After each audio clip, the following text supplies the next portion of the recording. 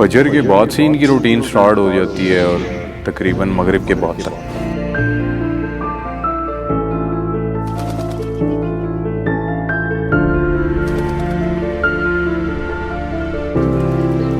पैगाम पहुंचाने के लिए ये कबूतर जो है काम आता रहा ज़्यादातर पुराने वक्तों में, बहुत ही पुराने वक्तों में।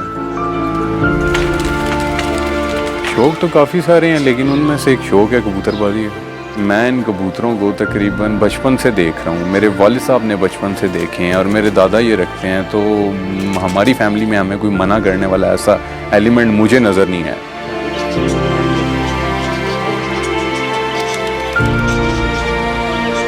परिंदे जो वालिद साहब के टाइम से हैं, उन्हीं की आगे ब्रीडिंग चल रही है। यही परिंदे छत पे उड़ते हैं। नस्ल का अंदाज़ा तो वैसे भी पता चल ही जाता है कि कौन सी नस्ल। कबूतर के पर लोग देखते हैं, आंखें देखते हैं कबूतर की, कबूतर का पूरा जिस्म देख के होता है अंदाज़ा। आजकल तो नस्लें भी ठीक से पहचानी नहीं जाती। क्यों? क्योंकि बहुत ज़्यादा क्रॉसिंग बीच में आ जाती है।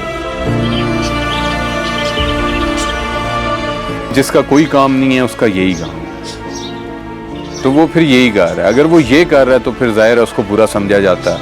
उसे कहा जाता है कि क्या हर टाइम देखो तो कबूतरबाजों में, आप कबूतरों में घुसे हुए हैं। वह एक टाइम इन्हें देख के जाता हूँ और नेक्स्ट डे मुझे फिर दोबारा से देखना पड़ता है कि सेहत कैसी जा रही है, इनकी सफाई कैसी जा रही है, इनकी देखभाल कैसी हो रही है। मैं इस तरह से अपने कबूतरों को मैनेज करता हूँ। मैं फुल टाइम कबूतरों को नहीं दे पाता।